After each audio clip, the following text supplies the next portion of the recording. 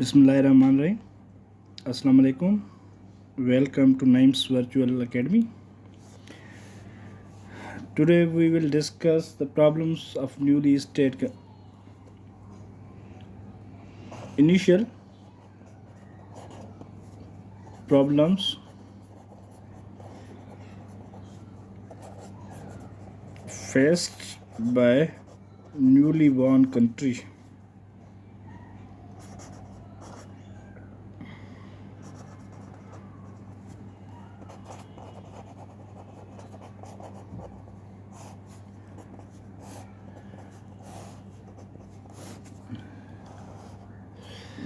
पाकिस्तान जेको आहे सो क़ाइदे आज़म ऐं मुस्लमाननि जे अनरेस्ट स्ट्रगल जे करे जेको आहे सो 14 अगस्त 1947 ते हिकु सॉवरेन ऐं इंडिपेंडेंट स्टेट जे तौर ते उभरियो. ठीकु आहे.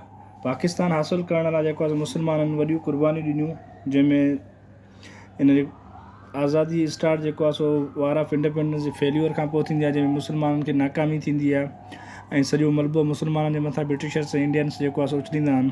ठीकु आहे.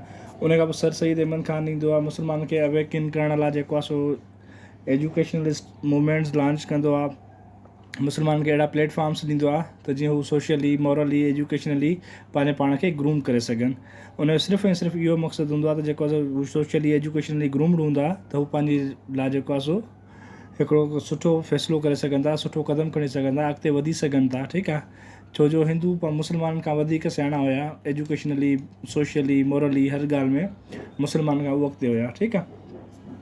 बहरहाल काफ़ी स्ट्रगल खां पोइ, काफ़ी कुर्बानीनि खां पोइ बिलाखिर जेको आहे सो इंडिया जो पार्टीशन थी वियो. पाकिस्तान जेको आहे सो 14 अगस्त 1947 ते हिकु न्यूली स्टेट जे तौर ते मंज़िल आम ते अची वेंदो आहे, मंज़िल मक़सूद ते पहुचंदो आहे.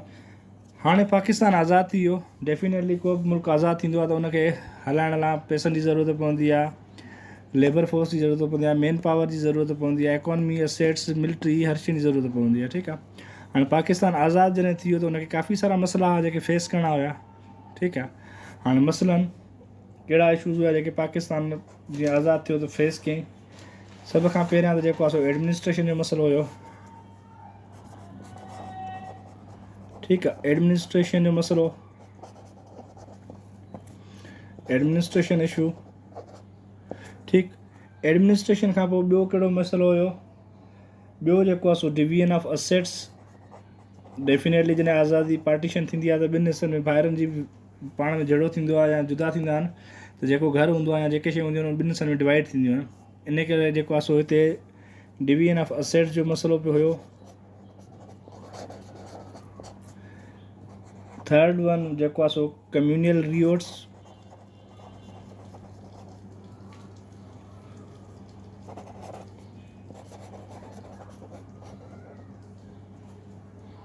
ठीकु आहे.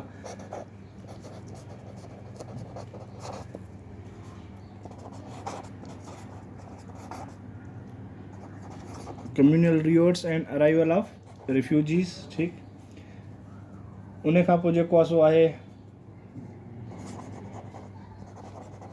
Canal water issue. ठीकु. ट्रेड जो इशू हुयो, ट्रेड ऐं इकॉनमी जो इशू हो. ठीकु आहे. हाणे सून आफ्टर इंडिपेंडेंस जीअं ई पाकिस्तान आज़ादु थियो त पाकिस्तान खे मसइलनि जो पहाड़ पाकिस्तान जे मथां किरी पियो. ठीकु आहे. माना एतिरा मसइला, एतिरा इशूज़ थी विया जेके पाकिस्तान खे तमामु घणो जेको आहे सो जेके लीडर्स हुया, क़ाइदे आज़म हुयो, आगा खान वारा हुया या जेके बि हुया, उहे तमामु घणो परेशान थी विया त हाणे हिननि मसइलनि खे कीअं फेस कंदासीं. पर अल्हम्दुलिल्लाह उनजी हार्ड वर्क ऐं उनजे कमिटमेंट ऐं डेडिकेशन जे करे उन्हनि मसइलनि खे उन्हनि ओवरकम कयो ऐं जेको आहे सो सभिनी मसइलनि मां निकिरी अची जेको आहे सो दुनिया में इहो साबित कयनि त पाकिस्तान जेको आहे सो क़ौम हिकिड़ी हार्ड वर्किंग क़ौम आहे ऐं सावरेन क़ौम आहे जेके पंहिंजे मुल्क जी इंटीग्रिटी ते कॾहिं बि सौदो कोन थी करे सघे ऐं उन्हनि खे वधाईंदी. ठीकु. हाणे एडमिनिस्ट्रेशन जो इशू किथे था अचूं. एडमिनिस्ट्रेशन जो इशू कीअं हुयो?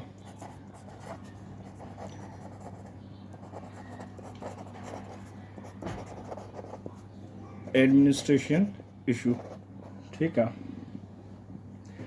हाणे एडमिनिस्ट्रेशन इशू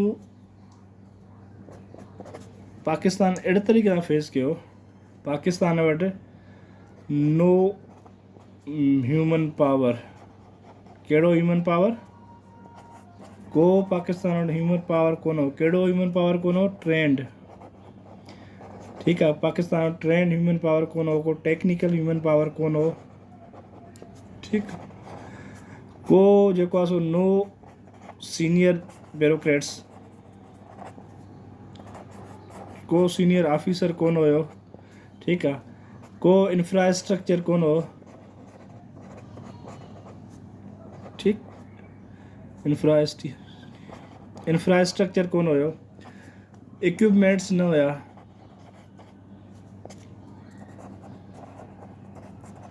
ठीकु, जॾहिं पाकिस्तान आज़ादु थियो त पाकिस्तान वटि जेको आहे ट्रेंड ह्यूमन पावर कोन हुयो, टेक्निकल माण्हू कोन हुया, पाकिस्तान वटि को सीनियर ब्यूरोक्रेट कोन हुयो, को इंफ्रास्ट्रक्चर कोन हो, को कुर्सियूं टेबल का बि शइ कोन हुई। ठीकु आहे, हाणे उन्हनि सभिनी मसइलनि खे उन्हनि फेस करिणो। ठीकु आहे, इहे जेके एडमिनिस्ट्रेशन इशू पोइ जेकॾहिं सीनियर ब्यूरोक्रेट न हो त पाकिस्तान खे सेंटर ऐं प्रोविंस जे विच में लेजिस्लेशन जा इशूज़ पिया थियनि, छो माण्हू खे ख़बर कोन हुई, ट्रेंड माण्हू कोन हुया जेसिताईं ट्रेंड थियनि या कुझु थिए। ठीकु आहे, लेजिस्लेशन जा इशूज़ थियनि पिया, लेजिस्लेशन लाइ इशूज़ त परे जी ॻाल्हि हुई, पर पाकिस्तान में जेको आहे सो जेके ऑफिसर हुया या जेके नुमाइंदा हुया उन वेहण जी ऑफिसिस ई कोन हुयूं। माना एतिरे हद ताईं असांखे एडमिनिस्ट्रेशन इशूज़ जेको आहे फेस करणा पिया। ठीकु आहे, प्लस में जॾहिं नओं मुल्क ठहियो त रिफ्यूजीज़ अचणु शुरू थी विया, उन सेटलमेंट जो इशू थी वियो, उन्हनि खे खाराइण पीआरण जो इशू थी वियो, उन्हनि खे रहण जो इशू थी वियो। इहे तमामु इशू जेको आहे सो पाकिस्तान जे आज़ादु थियण जे वेरी फस्ट डे खां असांखे फेस करणा पइजी विया। ठीकु आहे, पर अल्हम्दुलिल्लाह जेको आहे सो असांजे लीडर्स उन्हनि खे फेस कयो ऐं जेको आहे सो सुठे नमूने हल कयनि। ठीकु, उन खां पोइ कहिड़ो आहे डिवीजन ऑफ असेट्स।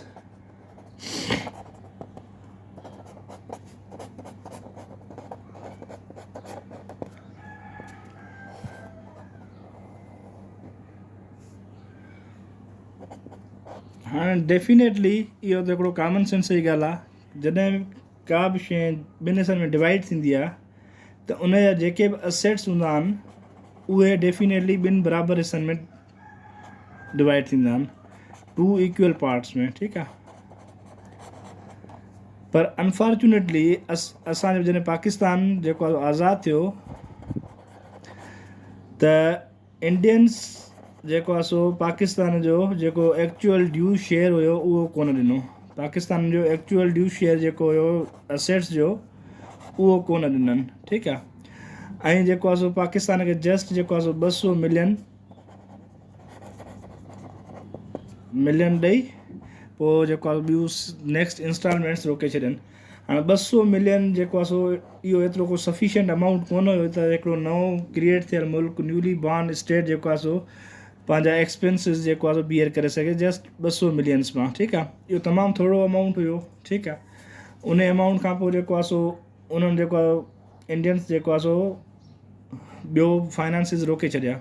हाणे जॾहिं फाइनेंसिस रोके छॾिया त डेफिनेटली पाकिस्तान जी सिचुएशन हिकु त नओं मुल्क ठहियो, पाकिस्तान वटि पैसा हुया कोन, का शइ हुई कोन जेसिताईं जेको आहे सो लाइन ते अचे चढ़े। त छा थियो, पाकिस्तान जी फेवर में नेहरू जेको आहे सो स्ट्राइक ते वेही रहियो।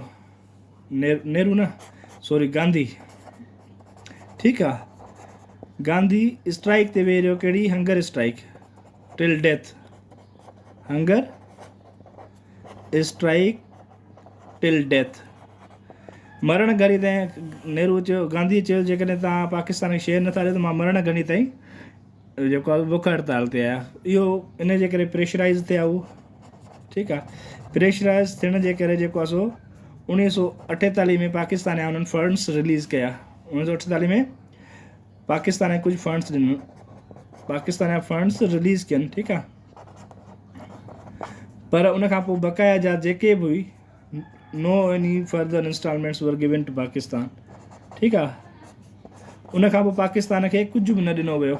उहो जेके गांधी साहब जे चवण जे करे इंस्टॉलमेंट मिली, उन खां पोइ कुझु बि न ॾिनो वियो पाकिस्तान खे। ठीकु आहे, पर उन हूंदे बि जेको आहे पाकिस्तान जेको आहे सो उन्हनि पंहिंजी या विल पावर खे लूज़ न कयो ऐं हार्ड वर्क कंदा विया त जेको आहे सो ऐं डेफिनेटली तव्हां कंहिं शइ में हार्डवर्क ऐं सिंसियरिटी सां कमु कंदव त उन शइ ते तव्हां ओवरकम करे वेंदा आहियो। ऐं पाकिस्तान जे केस में बि ईअं हुयो त अलाह जो आसिरो हुयो, ॿियो हुनजी पंहिंजी महिनत हुई। ठीकु आहे, उन महिनत में जेको आहे सो काफ़ी हद ताईं पाकिस्तान जा जेके इशूज़ हूंदा आहिनि उनखे रिज़ॉल्व करे वेंदा आहिनि।